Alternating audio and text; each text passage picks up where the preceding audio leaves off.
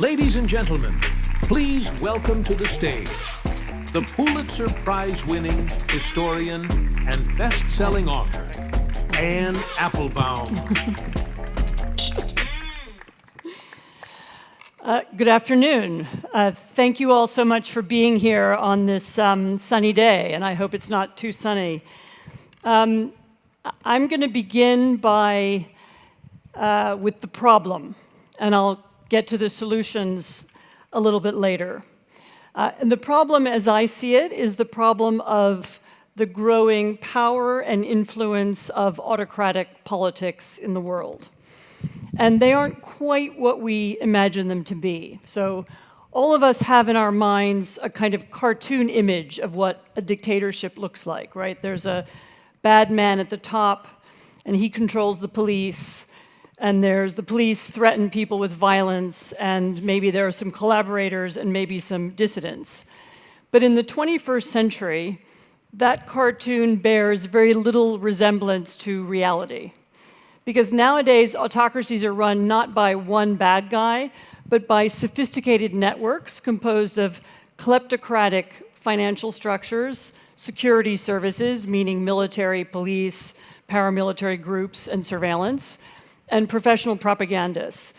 And the members of these networks are connected, not only within a given country, but among many countries. So the corrupt state-controlled companies in one dictatorship can do business with the corrupt state-controlled companies in another. And the police in one country can arm and equip and train the police in another, and the propagandists can also share resources and use the same troll farms and the same slogans and the same themes, the same messages about the weakness and the degeneracy of democracy and the stability and safety of dictatorship. This doesn't mean that there's a super secret room where all the bad guys meet, like in a James Bond movie. And it doesn't mean that the new autocrats have a unifying ideology, because of course among them are people who call themselves communists, nationalists, theocrats. There's Putinism, Chavismo, the Islamic Republic of Iran, Chinese communism. These are very different systems with different roots. And they don't really have a leader either. People in Washington like to talk about China, but actually what links the members of this group is a common desire to enhance and preserve their own power and their own wealth. And the other thing that links them, of course, is that they have a common interest in running their countries without checks and balances, without independent courts, without independent media, without any kind of independent public sphere at all. They don't want to be transparent, they don't want to be accountable, they want secrecy, they want obfuscation, and they, of course, don't tolerate any real opposition of any kind. Above all, what they share, whether they're Russian or Chinese, or indeed part of extremist groups inside our own societies, is a loathing of the language of democracy and the language of accountability and transparency. And why is that? It's because it's dangerous to them. The language of human rights, for example, has inspired the women's rights movement in Iran. The language of democracy inspired the activists of the Hong Kong democracy movement. The language of anti-corruption is what inspired the Navalny movement in Russia, which was the most important Russian opposition movement. And they spend a lot of time seeking to undermine this language inside their own countries. At the UN and at other international institutions, the Chinese spend a lot of time trying to get the language of human rights, which was part of many of the original UN documents, out of the system, to replace it instead with language about sovereignty, which means, in their interpretation, you're not allowed to criticize us for anything that we do. And of course, the UN Charter itself, with its laws about respecting borders of other nations, anything that puts a restraint on them that's coded into the international system, they are trying to remove or destroy. One of the purposes of the Russian invasion of Ukraine was to demonstrate that the Russians don't have to obey international law because it doesn't exist anymore. So that is part of their modus operandi, and it's part of what they are doing, as I say, to fight against forces inside their own country. Unlike military or political alliances from other times and places. The members of this group don't really operate like a bloc or even an alliance. Instead, I've used this expression, autocracy incorporated, or autocracy Inc., because they work a little bit like an agglomeration of companies. Each one has its own business model, and they cooperate when it suits them and when they need to. And their links are cemented by deals that are designed to take the edge off economic sanctions or to make them personally rich. And that's why they can operate so easily across ideological and geographical and historical lines. How does it work? Here's an example. Take Venezuela, a country that is, in theory, it's an international pariah. Since 2008, there have been sanctions on Venezuela. The US and Canada and many of the EU, Venezuela, South American neighbors have sanctioned them. Venezuela, of course, is a country that was the richest in South America and is now the poorest. It was a democracy, now it's a dictatorship. It's also the country that produces more refugees than Ukraine, even though there's no war there, simply because the level of poverty is so high. Venezuela also has a strong and eloquent and articulate opposition. It has had very good leaders.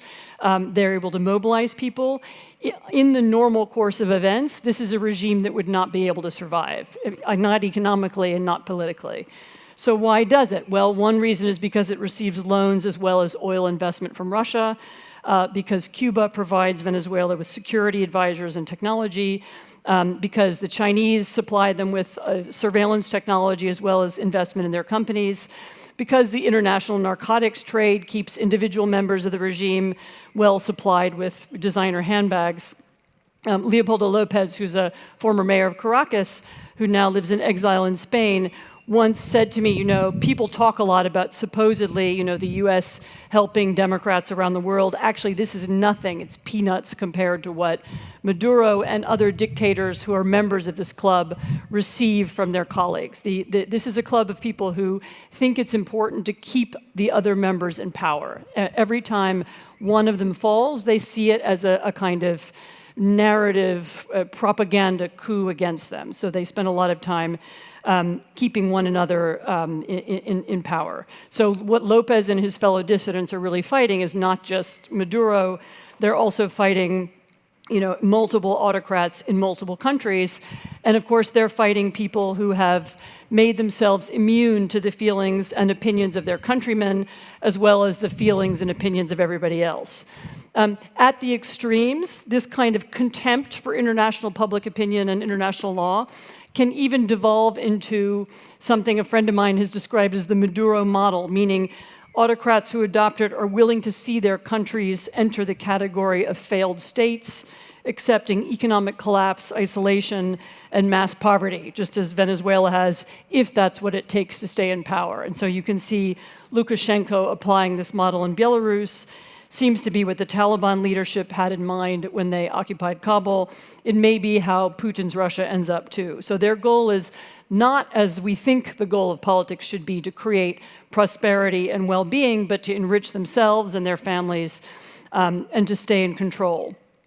Now here's where the story gets a little closer to home, because how is it that they've achieved this impunity? And part of the answer is that they persuaded so many people in the rest of the world to go along with them. And let me say here that what I've just described to you is not a new Cold War, where there's a Berlin Wall and on one side are Democrats and on the other side are communists.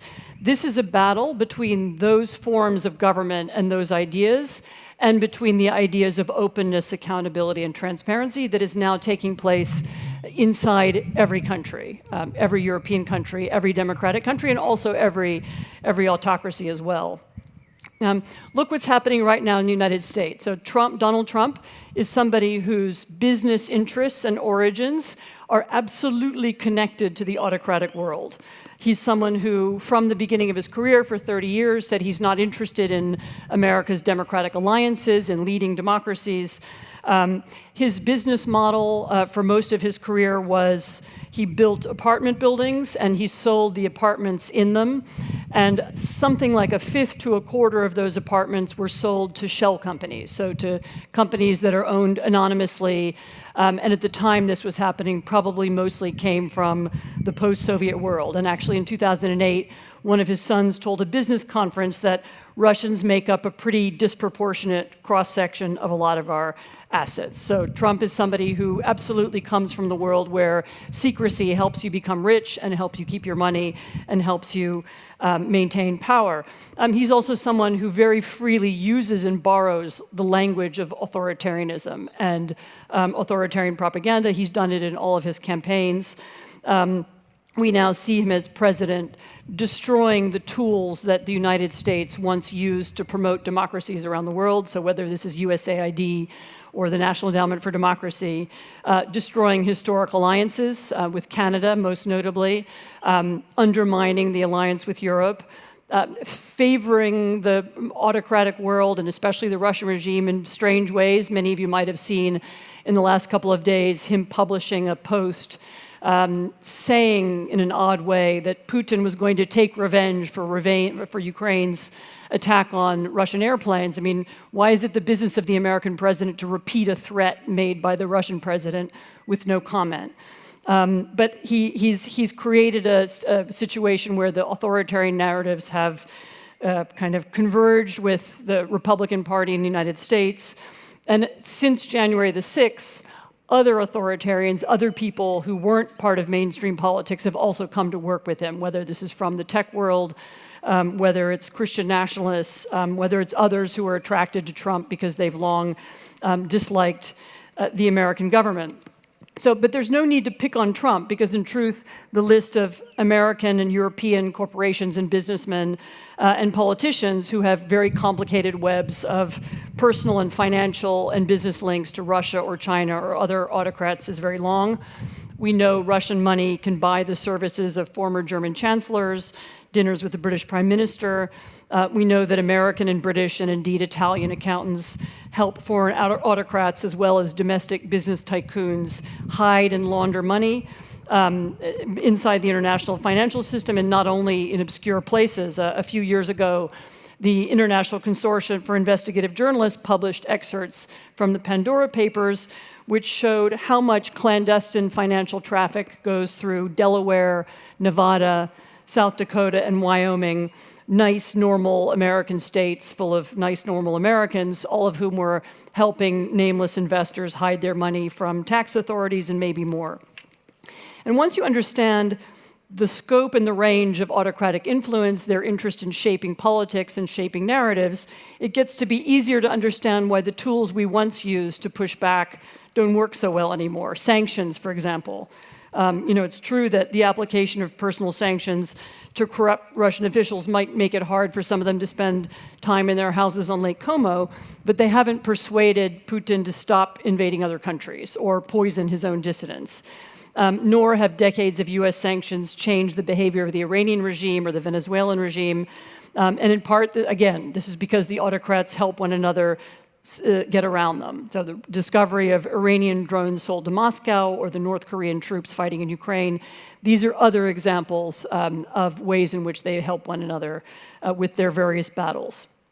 But again, it's also because the sanction rules have loopholes. They can easily be got around with fake passports or the transfer of money to children or cousins. And invariably, as I say, it's possible to find enablers, accountants, lawyers, here and elsewhere in Europe or America to help them get away with it. Here's where I'll start talking about how to think about solutions. It's fair to say that when I first started writing about this, I imagined the United States as the leader of a coalition that could push back not so much against autocratic countries or worried about defining which country is our enemy. I don't want us to think like that anymore, but rather against autocratic behaviors. Now we have to imagine coalitions that don't have the United States in it, or at least not the US government. It could have some Americans. And here I'm thinking, we have a very old-fashioned 20th century idea of what an international organization is. It's a thing that's got a building in New York or Geneva, and there are bureaucrats who work for it. What if all international organizations looked like coalitions of the willing? So you could imagine a coalition that wanted to fight, for example, clandestine financial operations, and it could have some governments in it, it could have NGOs, it could have the Russian opposition, who know more about this subject than almost anything else and have enormous amount of information about it. You could imagine a coalition like that pushing for legal change and political change in a range of countries, and maybe that's the organization that's what the international organization that fights this kind of scourge looks like. You can imagine, we already have it actually, a coalition of the willing coming around to support for Ukraine. In fact, that's what we have now. We have a number of European countries, some more than others, who are supplying funding and weapons and aid. You have a number of fundraising organizations. I'm aware of several groups inside Ukraine and outside who raise money both for the Ukrainian army, but also for Ukrainian society. You have a kind of network across many countries, including, I should say, some people inside Russia. There are Russians who have helped Ukrainians who were caught on the wrong side of the border after the occupation escape.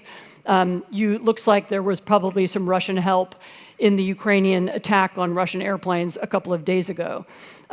So these kinds of networks, these kinds of coalitions, beginning to think like that around specific issues within and between countries, between like-minded countries, between like-minded political parties and groups, that this is the way the fight will have to look. Again, not just democratic governments, but the democratic opposition in Russia, Hong Kong, Iran, Saudi Arabia, Cuba, Zimbabwe, and so many other states, too numerous here to list. Because for a long time we've seen each one of these struggles as unique. We're interested maybe in one, but not the other. But that's not how the autocratic world sees its struggle. They believe they're in an existential war against the democratic world and its practices, and we need to begin to understand that and to begin to act like we're taking the pushback seriously. I will stop there. I look forward to my conversation and to your questions. Thank you.